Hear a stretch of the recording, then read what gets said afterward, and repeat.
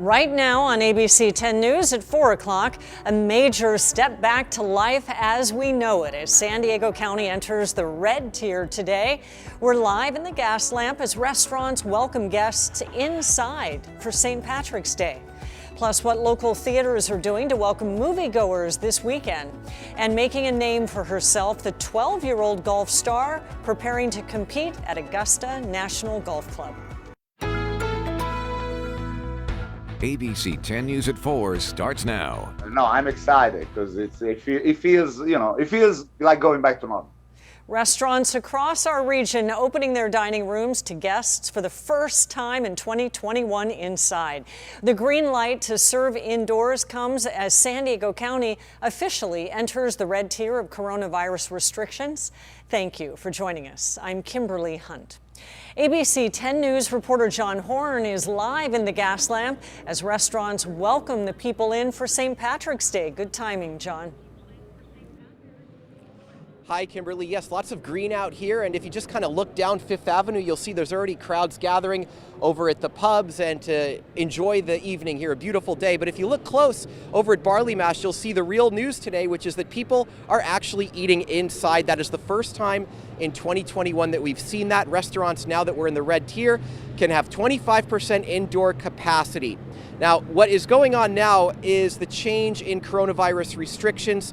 They were only serving takeout back in December. That was when ICU capacity was at 0% in Southern California. That eventually switched to takeout only, but still not sustainable. The loss of jobs, tens of thousands just before the holidays.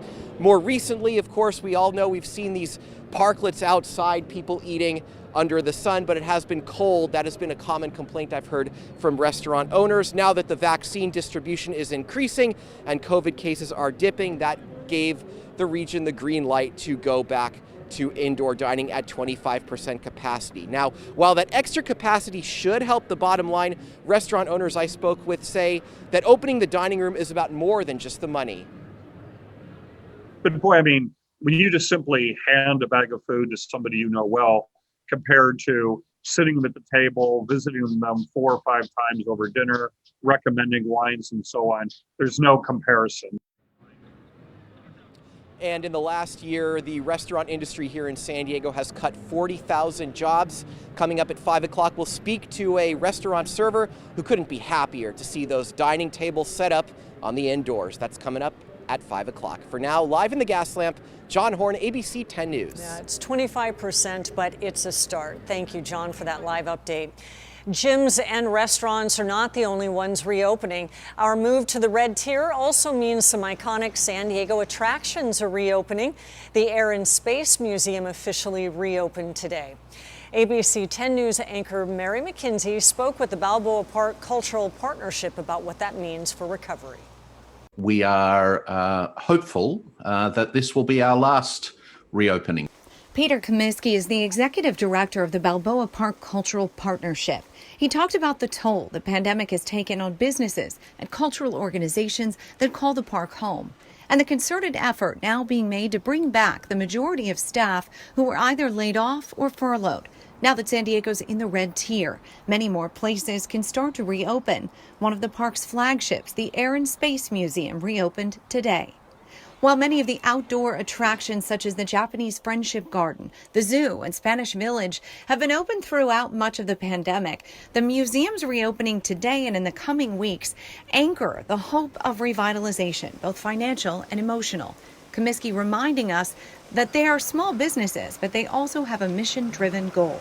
They are the core of what will become a recovery within our kind of mental health sector. He added that there needs to be support for these organizations going forward. Many have stretched creatively into new virtual spaces, reaching in some cases much broader audiences. With that said, nothing replaces the experience of people coming to a museum in Balboa Park. The website culturalpartnership.org is the landing page for all reopenings and updates, including safety information and the happenings now and in the future of Balboa Park. Mary McKenzie, ABC 10 News.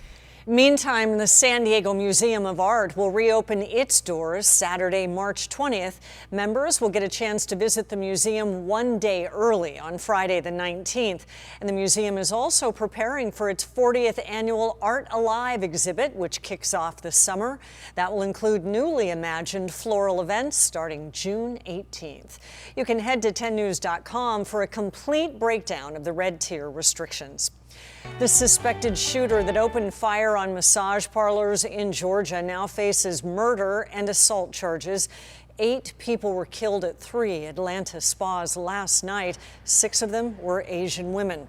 The Atlanta police chief says it's too early to determine if it was a hate crime. We know that many of the victims, the majority of the victims, were Asian. We also know that this is an issue that's happening across the country. It is unacceptable, it is hateful, and it has to stop. Authorities say the suspect claimed to have a sex addiction. He is expected to be arraigned tomorrow morning. Regardless of the alleged motivation behind the Atlanta spa shootings, Asian Americans everywhere are experiencing a range of emotions. You know, since last night, it's just been nonstop texting from friends to make sure we're okay. And yeah, it's hard.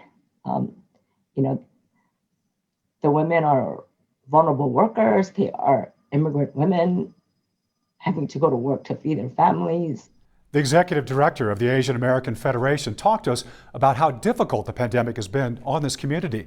Hate incidents against Asian Americans have increased and are really just starting to come to light. They're also thought to be drastically underreported. We are suffering from the perpetual myth, foreigner myth. Everybody thinks Asian Americans are doing well through, you know, the model minority myth, and that is certainly not the case. Realizing that the ripple effects are going to be significant, it's going to make members of our community feel just that more fearful, that more mistrusting, that, you know, less safe. Psychologist Doris Chang, along with a colleague, conducted a survey. They found that 40% of Asian Americans reported experiencing at least one of several acts, like being coughed or spit on, verbally or even physically attacked. Chang encourages people to break through cultural norms and report these incidents, and for everyone to talk about what's happening.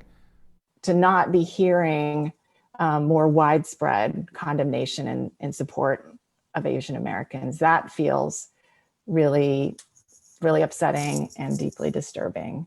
It's a shared burden. You can't put the burden of, you know, finding a solution on the victim. Asian American leaders and activists will testify tomorrow before a House panel on the rise in discrimination and violence. The Asian American Federation is organizing in-person peace vigils, possibly as early as Friday. Now to an update on the deadly explosion at a home in Ontario yesterday.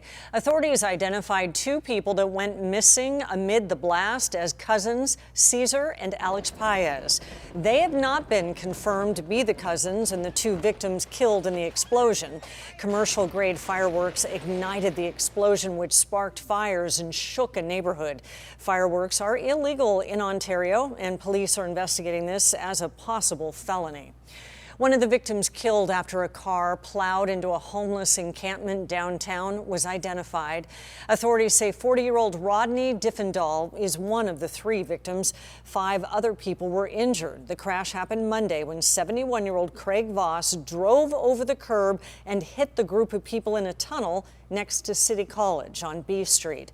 Voss was arrested at the scene on charges including vehicular manslaughter and DUI. Topping the news feed, 2 jurors seated in the trial of Derek Chauvin were dismissed today. The former Minneapolis police officer is facing murder charges over his arrest of George Floyd. The dismissed jurors said they could no longer remain impartial after seeing news of a $27 million settlement with Floyd's family. 150 organizations nationwide are opposing the George Floyd Justice and Policing Act. They say the strategies included have historically failed to address police violence. The bill recently passed the House and has support from the president. 2020 saw alarming levels of white supremacist propaganda. That's according to a new report from the Anti-Defamation League. Cases of hateful messages spread through physical means nearly doubled from 2019.